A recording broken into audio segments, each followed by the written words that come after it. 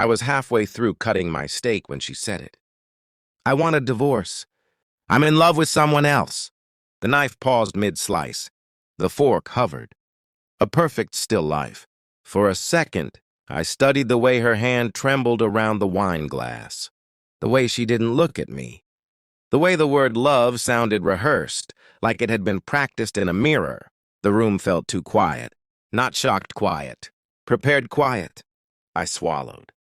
Set the fork down. Reached into my briefcase. Fine, I said. Sign here. Her breath caught. A small, ugly sound. Papers slid across the table, neat and aligned. Divorce petition. Asset division. Custody waived because we never had children. Because she never wanted them. Or so she said. She stared at the documents like they were a weapon. You already have these? She whispered. I finally looked at her. Yes. That was the moment the storm inside me settled into something colder. Because I'd been waiting for this dinner for months. She thought she was confessing. What she didn't understand was that I'd already mourned the marriage. The betrayal hadn't arrived tonight. Tonight was just the epilogue. It started with distance, subtle at first. Phone face down. Late meetings. A new perfume she claimed was a sample from a coworker. Sex that felt absent, like she was somewhere else, letting me borrow her body out of habit. I told myself it was stress, that marriages breathe in cycles. Then I saw the name, saved under a woman's contact, just initials, no photo. I didn't confront her. Confrontation is for people who still want answers. I wanted proof. I watched instead. Learned her patterns. Counted lies. Noted how she dressed differently on Thursdays. How she smiled at messages she never shared. How she started saying my name less, like it tasted wrong.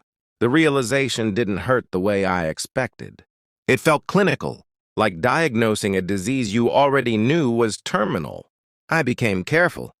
I smiled when she smiled. Kissed her cheek when she left. I cooked dinners. Asked about her day. Played the husband she thought she was outgrowing. Inside, I was cataloging. Phone records. Credit card charges. A hotel 30 minutes out of town, always on Thursdays.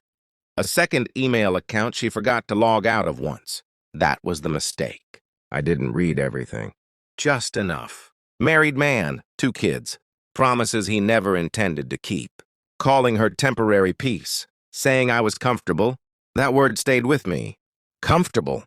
I scheduled a meeting with a lawyer the next day. Not because I was angry. Because I was done being ignorant. We drafted everything quietly, cleanly. I moved money before she could. Documented assets she didn't know. I knew about. Screenshots, backups, a timeline.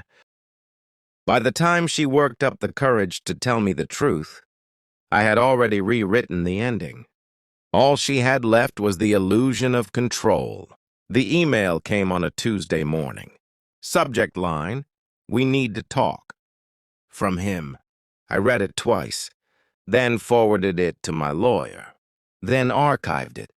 That night, I printed the final document, the one she didn't expect. At the table, she flipped through the papers, panic bleeding into her voice. "You planned this," she said. Not a question.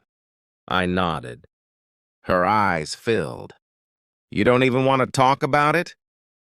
"There's nothing to talk about." "But I just told you—" "I know," I said softly. "You told me months ago, just not with words."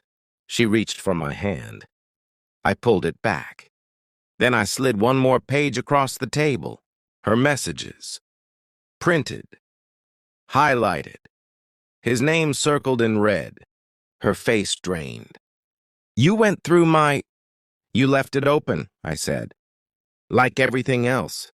She cried then, loud, messy, the kind of crying meant to pull someone back.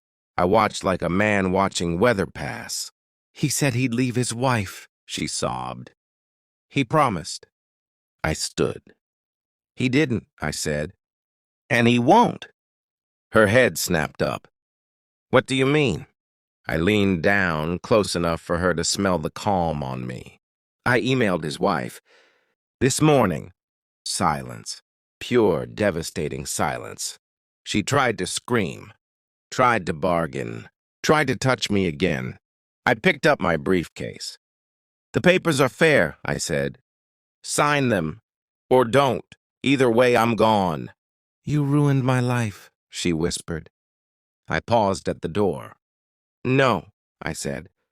I just stopped protecting your lies. I left her there. Surrounded by the wreckage, she thought she was escaping into love. The apartment feels larger now, quieter, honest. I don't miss her. I miss the version of myself that believed loyalty was mutual, but I'm not angry. Anger requires attachment. This is something cleaner. I learned the truth. I chose myself. I walked away intact, and that's the kind of ending no betrayal can survive.